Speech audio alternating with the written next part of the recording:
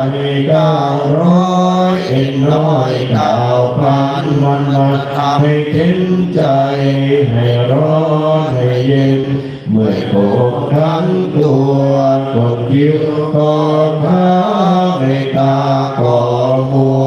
เส้นผมหมดทั่วดำแล้วกลางหมอกหน้าตาเว้าวอดูหน้าบัดสีจะลุกก็โอยจะหนักก็โอยเหมือนดอกไม้โรยไม่มีเกสร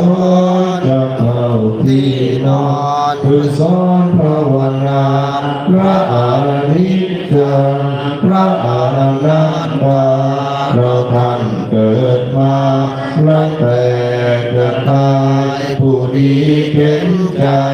พวกตายเหมือนกันเงินทองทั้งนั้นมีติดตัวไปตายไปเป็นพี่ลูกเมียผัวรักเขาจำหน้าดี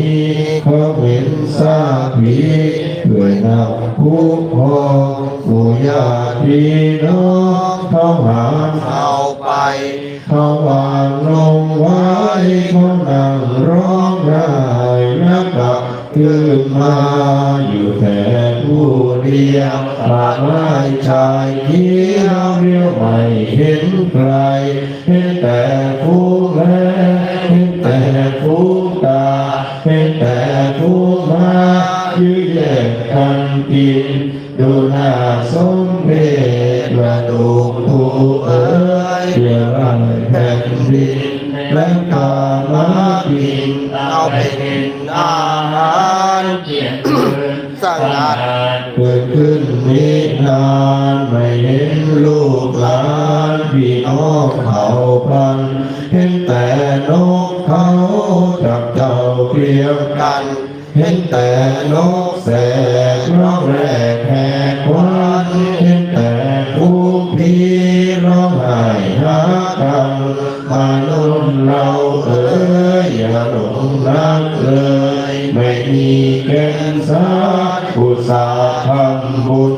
ทำจุนเอาไว้จะได้ใครสวรรค์จะได้พระพุทธเจ้าจะได้เข้าพระนิพพานอาหังวันทามิสัพพะโสอาหังวันทามินิพพานปัจเจโยโหตุสาธุลูกเองครับเปิดเป็นหน้าที่120 เราจะให้พรคุณแม่พ่อด้วยคาถามงคลจักรวาล8ทิศ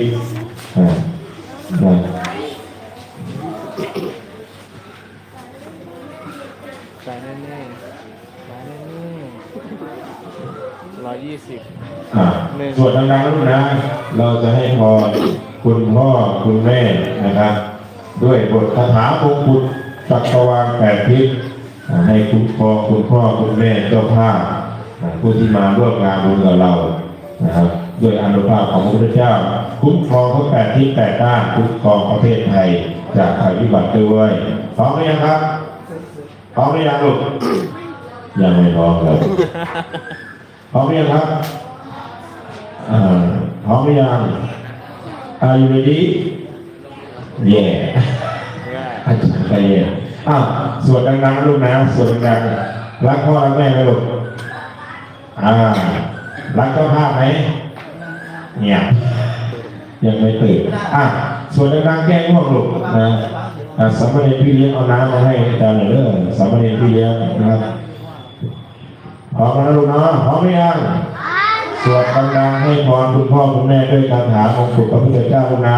1 2 3อิมัสสมิงมงคลจักรวาลตั้งแต่ทิศทั้ง10ทิศจงมาเป็นกำแพงแก้วรังเด่นฟ้ามาป้องกันห้องล้อมว่าเพิ่มทั่วอนันตาวัฏเสมานาเกเตสมันตาสัพพโยชนะสัตตสหัสสามิพุทธัสสะรัตนิเกเต